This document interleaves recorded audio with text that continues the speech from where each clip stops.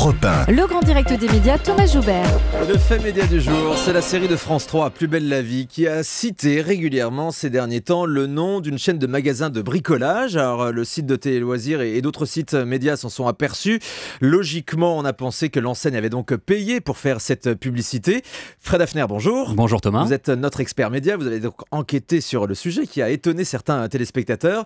Et cette marque de magasins de bricolage conteste avoir payé pour apparaître dans la série, c'est bien ça ? C'est bien ça, si vous suivez le feuilleton de France 3, vous avez dû voir Blanche et Coralie refaire leur appartement à neuf. Pas vraiment adeptes du bricolage, elles ont dû demander conseil aux vendeurs d'un grand magasin qui les ont apparemment bien aidées, puisqu'elles en parlent dans plusieurs épisodes. Vous le disiez Thomas, la direction de cette chaîne tient à préciser qu'elle n'a pas déboursé un centime pour bénéficier de cette publicité gratuite, et elle s'en félicite dans un communiqué que nous avons reçu à Europe 1. Le PDG lui-même se dit très fier et remercie la production de Plus belle la vie pour ce clin d'œil estival qui va droit au cœur de ses salariés. Quand on connaît les tarifs de la pub à la télé, on peut le comprendre, habituellement, le placement de produits n'est ni gratuit ni le fruit du hasard. Alors justement, penchons-nous sur ce terme que tout le monde ne connaît pas forcément. Qu'est-ce qu'on appelle le placement de produits et comment est-ce que ça fonctionne ? Alors on le voit au cinéma depuis pas mal de temps. Lorsqu'un producteur souhaite faire des économies ou augmenter son budget, il est fréquent qu'il fasse appel à des marques qui paient pour apparaître à l'écran. Si un personnage se déplace en voiture, le scénario peut indiquer qu'il s'agit d'un petit modèle ou d'une version familiale,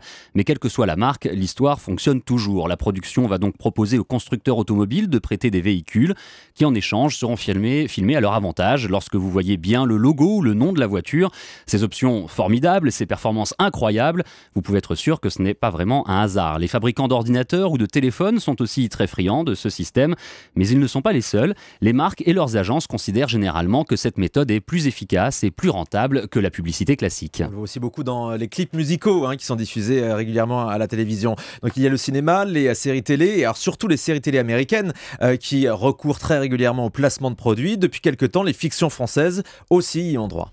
Oui, le législateur était plutôt réfractaire au départ chez nous, mais à force de voir sur nos écrans des séries étrangères qui se transforment parfois en gigantesques spots de pub, il a bien dû s'adapter et permettre aux productions tricolores de jouer avec les mêmes outils que les autres. En regardant 24 heures chrono par exemple, on se rend compte que Jack Bauer n'est pas seulement un agent secret très spécial, mais qu'il est aussi un exceptionnel homme sandwich.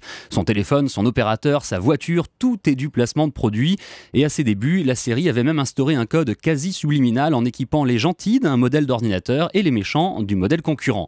En France, le placement de produits est donc autorisé mais très encadré. C'est le Conseil supérieur de l'audiovisuel qui s'en occupe depuis 2010 et qui délimite son utilisation de manière on ne peut plus claire. Seuls les films, les téléfilms, les séries ou les clips musicaux sont autorisés à y recourir.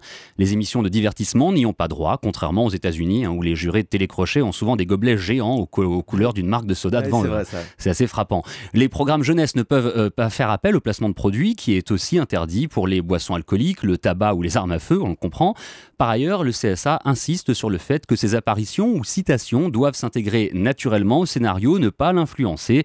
Elles ne doivent pas non plus inciter directement à l'achat ou à la location de produits ou services. Enfin, une signalétique existe, sachez-le, un pictogramme représentant la lettre P identique à ceux qui précisent l'âge en deçà duquel un programme est déconseillé aux mineurs doit être affiché au début de la fiction ou du clip pendant ces 2 premiers mois de diffusion. Ah, c'est ça, le fameux petit P qu'on voit en bas à droite de l'écran assez régulièrement au début de certaines fictions ou dans les clips.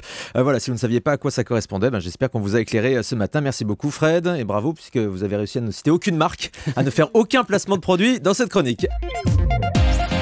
Europe 1.